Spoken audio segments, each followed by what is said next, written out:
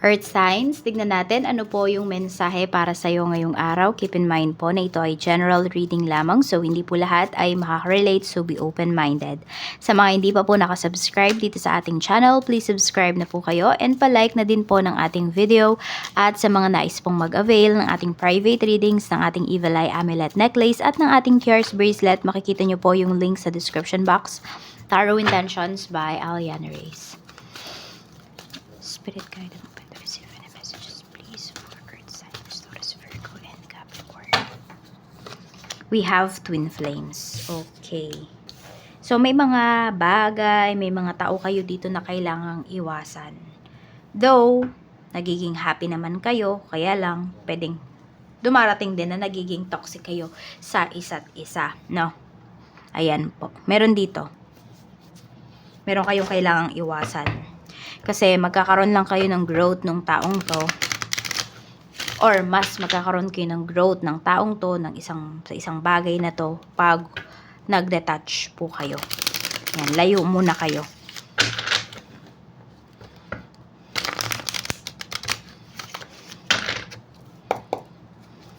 Tingnan natin.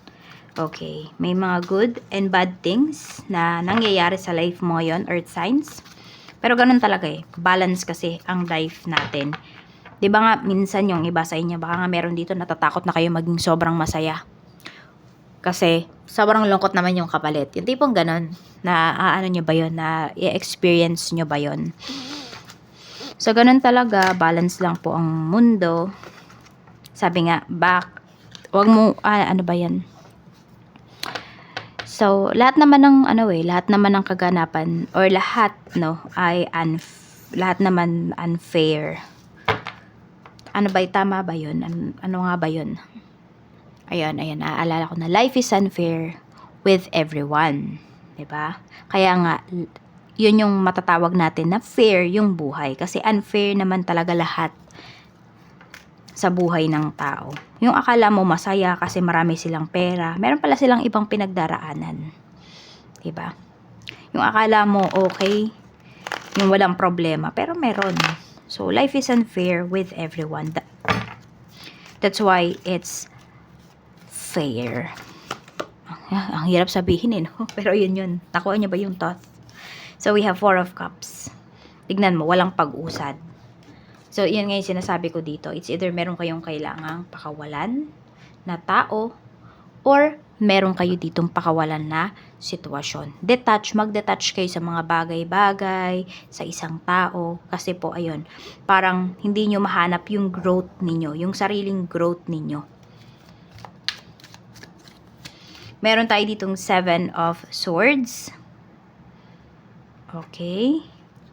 We have 3 of Wands. Ewan ko, parang may nagagalit sa'yo dito, Earth signs. Or sa mga gawain mo ngayon, sa mga ginagawa mo ngayon, maybe mayroong hindi masaya.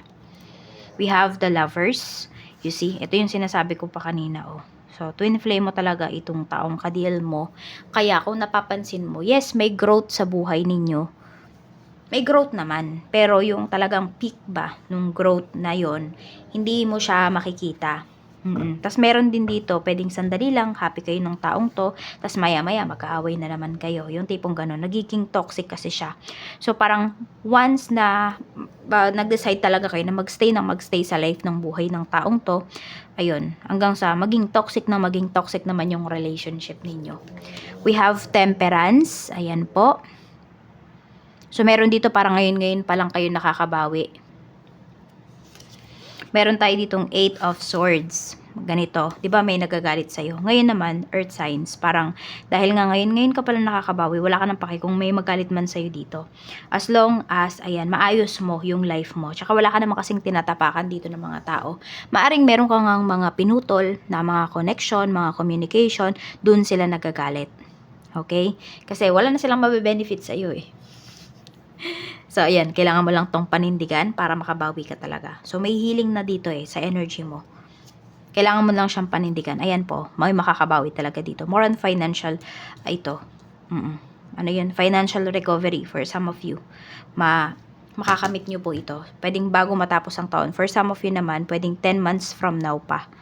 Matagal yun, 'di ba? Yung 10 months from now. Mahaba-habang journey yon. Kaya kailangan nyo maging consistent. We have Ace of Pentacles.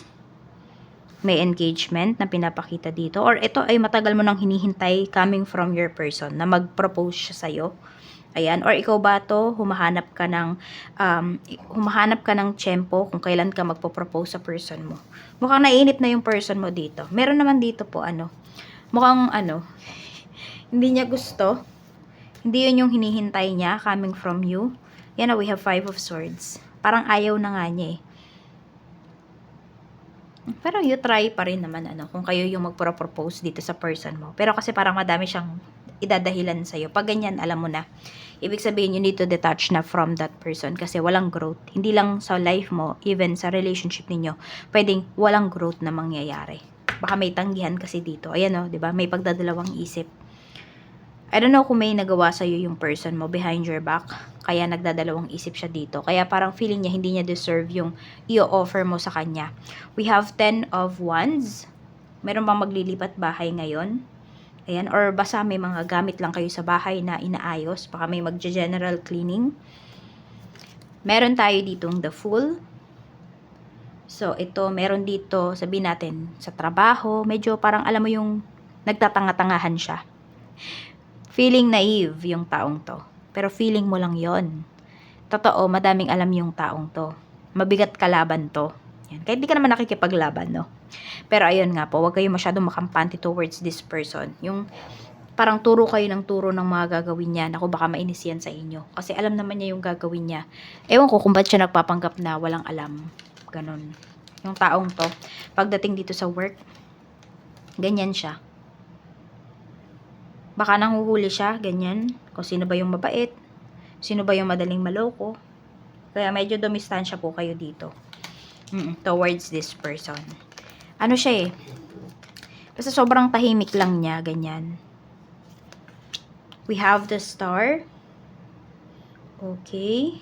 Meron naman dito naiinip na talaga, no? Pagdating dun sa mga plano po, ng plano ninyo about sa relationship. Pero hoping pa rin. Hoping pa rin, but naiinip na. Ayan. Pero wala naman kasi siyang magagawa, diba?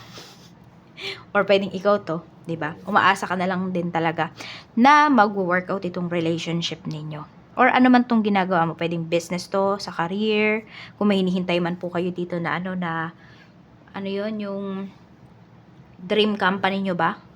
Yan yung iba sa inyo. Tingnan natin na uy, meron na. Maganda yung energy na pinapakita dito. For some of you, kung ito talaga yung hinihintay ninyo, pwedeng ibigay po talaga yan sa inyo. Yung makapagtrabaho kayo sa dream company ninyo. Tignan natin. We have 10 of Cups. Magiging happy kayo. Magiging fulfilled talaga kayo soon pagdating dito sa inyong kaperahan. Kaya nga sabi ko sa inyo, may recovery dito, but it will take some time pa. Kaya ang need ninyo is, consistency. We have Page of Wands. Ayan po. Okay. Meron dito. May tinatago sa inyo. Pwedeng anak nyo po ito. I don't know kung may tinago bang anak sa inyo or meron dito, may tinatago po yung anak ninyo sa inyo. Hindi ko alam kung nagiging malayo ba yung loob niya sa inyo. Mag-asawa, ganyan. Okay, may sikreto. Yan. More on nakakabata kasi sa inyo to. Hindi ko alam kung kapatid nyo ba. Or, ano ba to? Anak nyo. May tinatago po eh. Meron siyang gawain. Maling gawain. Kumikita siya ng pera. Siguro yung basta nyo nagigets nyo. Kumikita siya ng pera. Pwedeng panloloko ito. Pwede rin naman na he or she is using body para kumita. May ganito na pinapakita dito. Kaya kung mapapansin mo, bakit niya nabibili yung mga bagay-bagay na yun? Wala naman siyang trabaho. Bakit hindi kayo sa chismosa or chismoso ha? Kung hindi concerned kayo. Kasi malapit sa inyo tong taong to. Tignan pa natin. Ano pa yung mensahe? Okay, dito naman may magkakaayos na magkarelasyon. Ayan. May magkakasundo. Ayan, may kasunduan dito.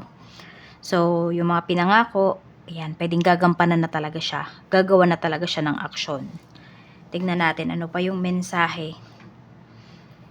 Meron din ako nakikita dito, punong abala naman pagdating sa mga, ano ba, parang mga salo-salo, ganyan. Pero mukhang kayo muna yung sasalo talaga. Kayo muna yung magpapaluwal. Parang hindi pa siya mababayaran, ganyan po. Tingin siguro kasi ng mga taong to is marami ka talagang pera, earth signs. Kaya parang ipapasagot muna sa'yo yung mga gastusin. Okay, tingnan natin. I don't know kung yung iba sa inyo may problem kayo pagdating sa, hindi ko alam kung pagpapagawa ng bahay or sa bahay mismo, meron kayong problema. So, ayan lang po yung mensahe. Maraming salamat po. Mag-iingat kayo always. And grab nyo itong opportunity na to. Ayan, na kayo po ay ito palang opportunity na to na makaka-recover po kayo from your finances. Yan lamang po and more blessings to come.